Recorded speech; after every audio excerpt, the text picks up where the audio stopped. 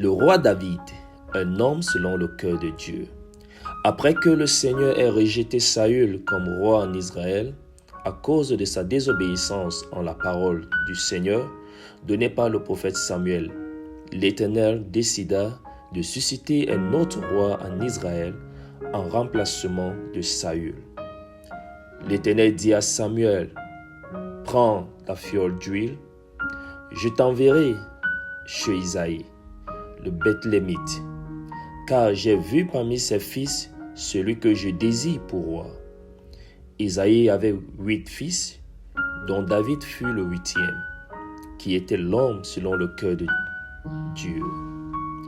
David était blond, avec de beaux yeux et une belle figure, et était berger. Prenant soin des brebis de son père, un lion se jeta sur une des brebis, il le tua, ainsi que l'ours. L'Éternel dit à Samuel, « Lève-toi, oins-le, car c'est lui que j'ai choisi. » Samuel loignit au milieu de ses frères. L'Éternel saisit David à partir de ce jour, et dans la suite, Samuel se leva et s'en alla à Rama. Saül, agité par un esprit mauvais venant de l'Éternel, étant dans le besoin de se soulager, on lui amenait David pour jouer la harpe et portait aussi les armes du roi Saül. Les Philistins réunirent leur armée pour faire la guerre en Israël. Il y avait un homme des Philistins surnommé Goliath qui défia le Dieu d'Israël pendant 40 jours. David, habitué au combat, ayant tué l'ours et le lion, bien qu'étant jeune, l'Éternel était avec le petit enfant pour livrer les Philistins entre les mains d'Israël et leur donner la victoire. Ayant ramassé 5 pierres, il fit tomber Goliath d'un jet et lui coupa la tête. C'est ainsi que l'Éternel donna la victoire à Israël. Il eut une amitié de Jonathan pour David. Jonathan fut attaché à l'âme de David et l'aima comme son âme.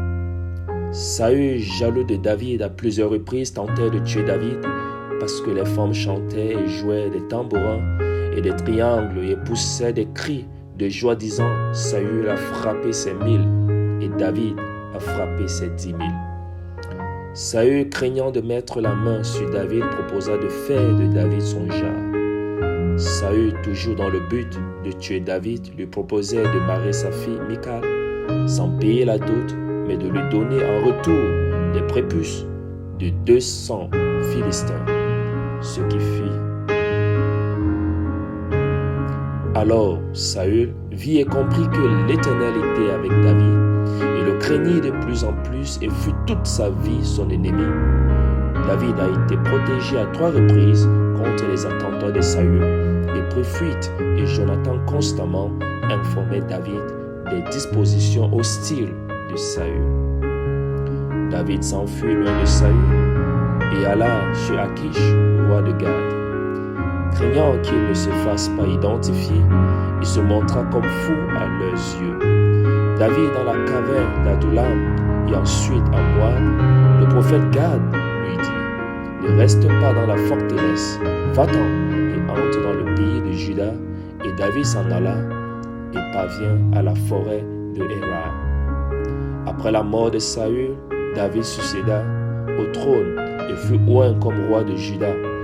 Il monta à Hébron avec ses 2 femmes, Achinoam de Jérel et Abigail de Carmel, femme de Nabal. David grandissait avec puissance.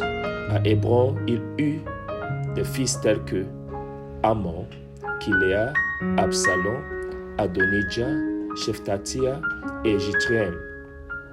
Abner se rallie à David et fut assassiné par Joab. David était âgé de 30 ans lorsqu'il devint roi. Il régna 40 ans. À Hébron, il régna sur Juda 7 ans et 6 mois, et à Jérusalem, il régna 33 ans sur tout Israël et Juda. Comme l'âge de l'Éternel entrait dans la cité de David, Michal, fille de Saül, regardait par la fenêtre et voyant le roi David sauter et danser devant l'Éternel, il le méprisa dans son cœur et fut frappé de stérilité.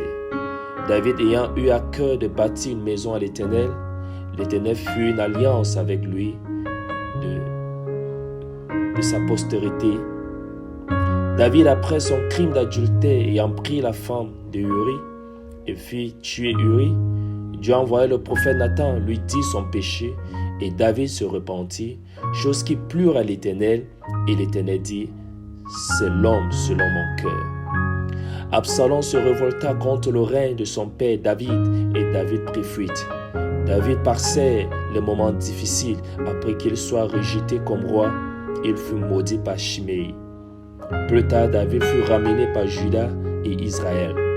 L'Éternel dit à David, ce n'est pas toi qui me bâtiras une maison, mais ton fils, parce que tu as beaucoup versé le sang. David eut un fils appelé Salomon, qui le succéda. David se coucha avec ses pères et il fut enterré dans sa ville. Le temps que David régna sur Israël fut de 40 ans. À Hébron, il régna 7 ans et à Jérusalem, il régna 33 ans.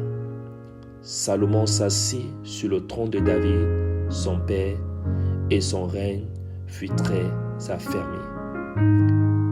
L'histoire de David.